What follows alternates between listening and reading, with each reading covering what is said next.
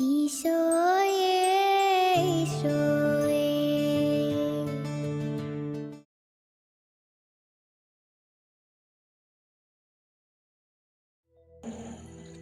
വിശുദ്ധ ലൂക്ക എഴുതിയ സുവിശേഷത്തിൽ നിന്ന്. ആ ദിവസങ്ങളിൽ മറിയം യൂദായിലെ മലപ്രദേശത്തുള്ള ഒരു പട്ടണത്തിലേക്ക് തിടുക്കത്തിൽ യാത്ര പുറപ്പെട്ടു. അവൾ സക്കറിയായുടെ വീട്ടിൽ പ്രവേശിച്ച് എലിസബത്തിനെ അഭിവാദനം ചെയ്തു. മറിയത്തിന്റെ അഭിവാദനം കേട്ടപ്പോൾ എലിസബത്തിന്റെ ഉദരത്തിൽ നിന്ന് ശിശു കുതിച്ചു ചാടി.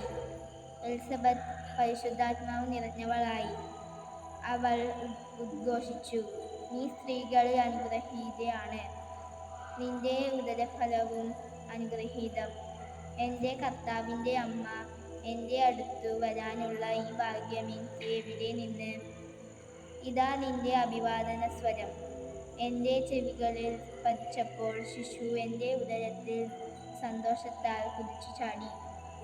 കർത്താവിൻ്റെ അരുൾ ചെയ്ത കാര്യങ്ങൾ നിറവേറുമെന്ന് വിശ്വസിച്ചവൾ ഭാഗ്യവതി. മറിയത്തിൻ്റെ സ്വസ്ത്രഗീതം. മറിയം പറഞ്ഞു, എൻ്റെ ആത്മാവ് കർത്താവിനെ മഹത്വപ്പെടുത്തുന്നു, എൻ്റെ ചിത്തം എൻ്റെ രക്ഷകനായ ദൈവത്തിൽ ആനന്ദിക്കുന്നു. അവിടുന്ന് തൻ്റെ ദാസിയുടെ താഴ്മയെ കടാക്ഷിച്ചു. ഇപ്പോൾ മുതൽ സകല തലമുറകളും എന്നെ ഭാഗ്യവതി എന്ന് പ്രകീർത്തിക്കും. ശക്തനായവൻ എനിക്ക് വലിയ കാര്യങ്ങൾ ചെയ്തിരിക്കുന്നു. അവിടുത്തെ നാമം പരിശുദ്ധമാണ്.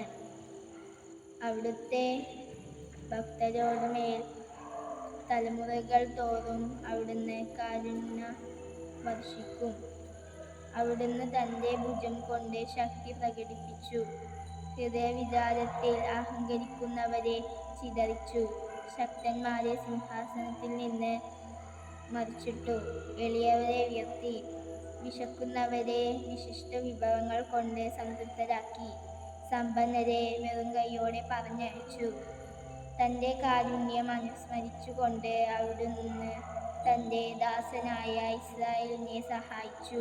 നമ്മുടെ പിതാക്കന്മാരായ അബ്രാഹത്തോടും അവൻ്റെ സന്തതികളോടും എന്നേക്കുമായി ചെയ്ത വാഗ്ദാനം അനുസ്മരിച്ചു തന്നെ മറിയം അവളുടെ കൂടെ 3 മാസത്തോളം താമസിച്ചു.